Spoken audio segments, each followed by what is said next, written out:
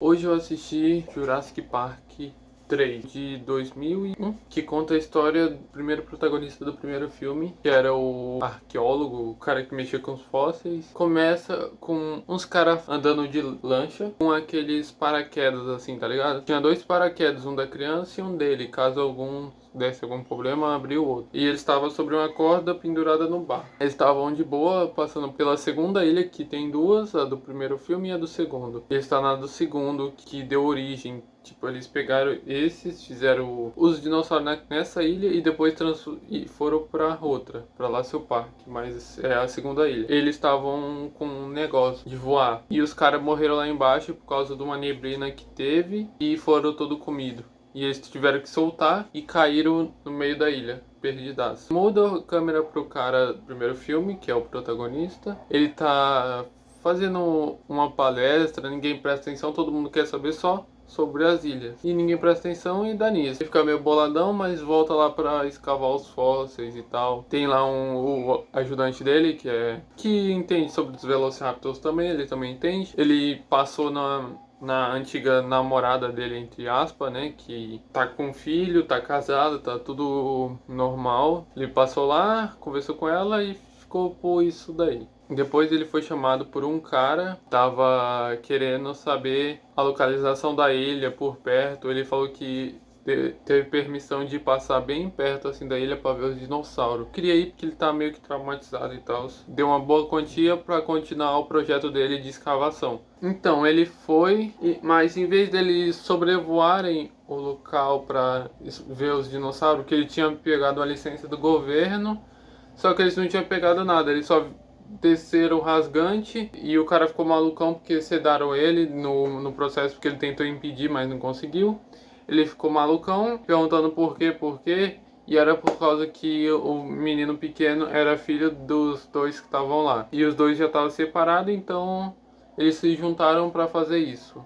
Enganaram o cara totalmente, não tinha dinheiro, não tinha nada, e ele foi lá de besta. E eles foram explorar, a mulher tava gritando pra caralho, e chegou um puta de um dinossauro com uma crista gigante atrás. Eu não vou saber o nome dele, mas ele é um dinossauro gigantão. E eles meio que correram a aeronave de novo, por causa que, né, um monstro gigante começou a gritar. Todo mundo voltou para a aeronave e ficou um cara lá só, que era um caçador. Foi amassado pelo dinossauro e eles voaram, perderam o controle do avião e ficaram na árvore. O dinossauro foi lá de novo, comeu mais um e uma parte da frente foi-se. Ficou acho que só quatro, um aleatório, que eu acho que era o piloto, o ajudante do cara, e os dois amantes lá, os dois caras que estavam meio que namorando antes. Foi amassado, eles meio que o avião caiu, aí ele começou a pisotear no avião para ver se encontrava mais alguém. Ele comeu um cara lá,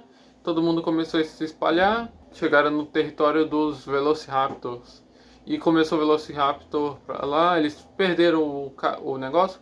O ajudante dele pegou dois ovos de Velociraptor, por isso que os Velociraptor estão atrás deles. Em uma perseguição louca, eles se perdem. O cara se perde do grupo e os caras ficam numa árvore lá, suavão. E o cara que era o piloto, ele foi pego por um e tava vivo no chão, dava pra ver ele. Os Velociraptor tinha supostamente ido embora. A mulher escorregou, caiu num galho mais baixo.